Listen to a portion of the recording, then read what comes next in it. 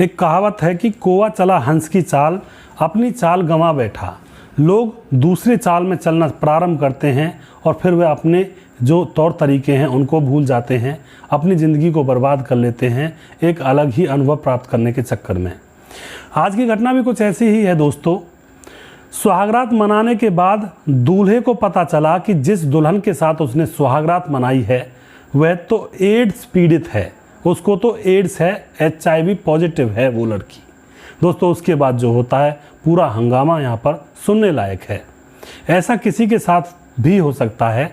थोड़ा सा आजकल का जो ज़माना है, नया दौर है, लड़कियां इधर उधर मुंह मारती हैं और लड़के भी इधर उधर मुंह मारते हैं। तो मैं तो यहाँ पर यही कहना चाहूँगा कि शादी से पहले लड़के और लड़की की एड्स की जांच होनी चाहिए और फिर 3 महीने बाद दोबारा से जांच होनी चाहिए और फिर शादी का यहाँ पर मामला फिट करना चाहिए।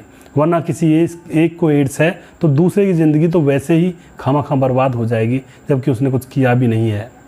दोस्तों आखिर क्या हुआ था इस घटना के अंदर, पूरी जानकारी यहाँ पर लेने वाले हैं। वीडियो को अंत तक ज़रूर देखा करें, क्योंकि इन वीडियोज़ से हमें बहुत कुछ सीखने को मिलता है और उस सीख को अपने जीवन में अप्लाई करते हैं तो हम इन बड़ी बड़ी घटनाओं से बच सकते हैं। नमस्कार, मैं हूं सुदेश कुमार और तिरछी बात चैनल में आपका स्वागत है। यह घटना उत्तर प्रदेश के मुजफ्फरनगर की है, जहां पर 1 मार्च को राहुल नाम का शख्स, जिसकी उम्र 28 साल है, उसकी बारात निकलने वाली थी और बारात जाने वाली थी उत्तराखंड के ऊधम सिंह नगर में। उसकी बारात पहुंचने वाली थी। दोस्तों बारात उसकी छोटी ही थी क्योंकि लड़की गरीब थी। लड़की के भाई उसकी शादी कर रहे थे तो उनका कहना यह था कि हम गरीब हैं, बारात 2-4 आदमियों की ही लेकर आना। तो जो लड़का होता है अपने माँ बाप, अपने भाई बहन, इनको लेकर ही एक गाड़ी में बारात लेकर वहाँ पर पहुँच जाता है। राहुल, जिसकी उम्र 28 साल है, दोस्तों पत्नी का नाम था प्रियंका, उसके साथ उसके भाई थे।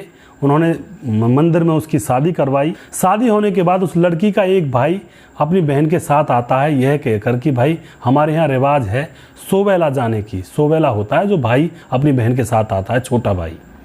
तो वह अपनी बहन के साथ आ जाता है। उसके बाद रात होती है, घर में बड़ा खुशी का माहौल था। सुहागरात की सेज सजाई जाती है।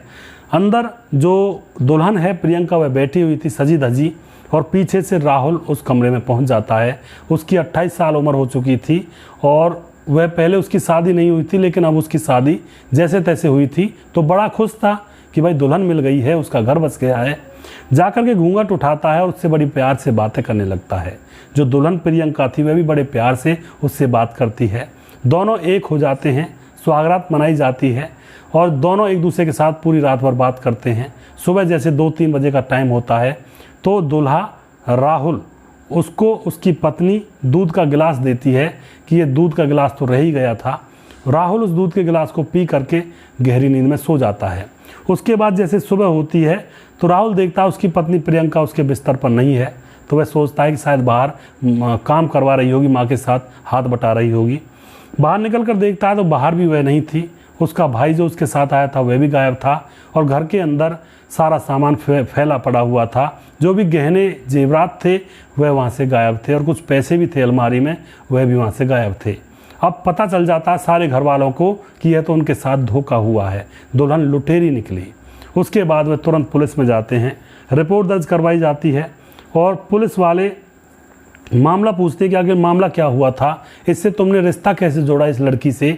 तो लड़का कहता है कि फेसबुक पर तकरीबन 6 महीने से यह लड़की मेरी फेसबुक फ्रेंड है। हम दोनों की आपस में बातचीत हो रही थी और हम दोनों एक दूसरे से प्यार करने लगे थे और लड़की ने सीधा शादी का प्रपोजल रख दिया तो मैं शादी के लिए तैयार हो गया था। घर वाले भी खुश हो गए थे कि चलो ये शादी के लिए माना तो सही, पहले वह शादी नहीं करना चाहता था। पुलिस को पूरा मामला पता चल जाता है और पुलिस फिर जी तोड़ मेहनत करती है और मई के महीने में पुलिस उस प्रियंका को और उसके साथ 5 लोगों को और गिरफ्तार करती है। उसके बाद प्रियंका का मेडिकल करवाया जाता है। तो दोस्तों यहाँ पर एक बहुत बड़ा खुलासा होता है।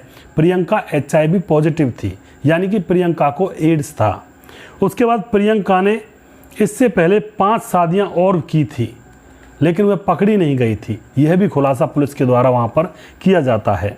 दोस्तों पुलिस ने उन 5 लोगों को और प्रियंका को गिरफ्तार किया और जो 5 शादी प्रियंका ने पहले की थी उन लोगों के पास भी जा करके उनको बताया जाता है कि जिस लड़की के साथ तुम्हारी शादी हुई थी वह एड्स पीड़ित है और अपना चेकअप कराओ और जल्दी से अपना इलाज शुरू करवा दो। दोस्तों उन 5 लोगों के ऊपर जो गुजरी होगी वह तो वही जाने। उसके बाद राहुल से भी कहा जाता है कि भाई क्या तुमने सुहागरात मना ली थी या नहीं मनाई थी। राहुल कहता है मैंने तो सुहागरात मनाई थी। तो राहुल को भी एड्स की बीमारी फ्री में लग गई थी। अब राहुल का भी ऊपर का ऊपर नीचे का नीचे, उसने तो कुछ किया भी नहीं और एक ही रात में वह एड्स पीड़ित हो चुका था। तो यहाँ पर दोस्तों वही कहावत आ जाती है कि खाया पिया कुछ नहीं और गिलास तोड़ा 12 आना। तो राहुल की तो ज़िंदगी बर्बाद हो ही गई और उस लड़की ने 5 लोगों की और ज़िंदगी बर्बाद की। उसने टोटल 6 शादियां की थी। सब जगह से वह लूटपाट करती, फेसबुक के जरिए वह किसी से प्यार करती, शादी करती और फिर वहाँ से लूटपाट करके भाग जाया करती। तभी कहा जाता है कि अपनी मर्जी से शादी वगैरह ना करें, अपनी जानी पहचानी रिश्तेदारियों में से शादी करें, घर वालों का पूरा सहयोग लें, वो जहाँ शादी करें वहीं शादी करें। तो आप क्या कहना चाहोगे दोस्तों? कई बार ऐसा होता है कुछ लड़कियां लड़कों को बुला लेती हैं फेसबुक पर दोस्त बना करके और फिर उनसे जो भी कुछ सामान होता है उसको छीन लेती हैं और अच्छी तरह से उनकी पिटाई भी कर देती हैं। तो फेसबुक पर कोई लड़की आपको बुला रही है तो बिल्कुल ना जाएं, सावधान रहें, सतर्क रहें। यह बहुत सारे किस्से यहाँ पर चले हुए हैं। दोस्तों आपको हमारा प्रोग्राम कैसा लगता है अपनी राय कमेंट बॉक्स में लिख सकते हैं, लोगों के साथ शेयर कर सकते हैं। अगला प्रोग्राम बहुत जल्दी फिर से लेकर आऊँगा। तब तक आप खुश रहें, सावधान रहें। जय हिंद, जय भारत।